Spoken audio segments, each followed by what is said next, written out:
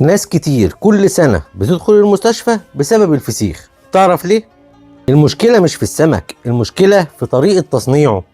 لو التمليح غلط ممكن يتكون سم بكتيري خطير جدا بيأثر على الأعصاب وعلى التنفس.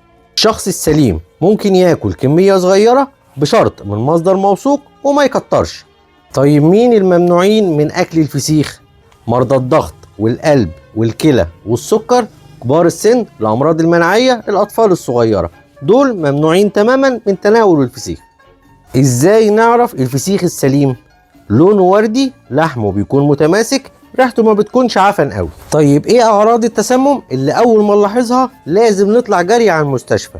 زغلله، ترجيع، صعوبة في التنفس. في الحالة دي لازم طوارئ فورا. وفي اخر الفيديو ما ننساش اللايك والشير، وتقول لي في الكومنتات انت من فريق الرنجة ولا الفسيخ. كل سنة وانتم طيبين.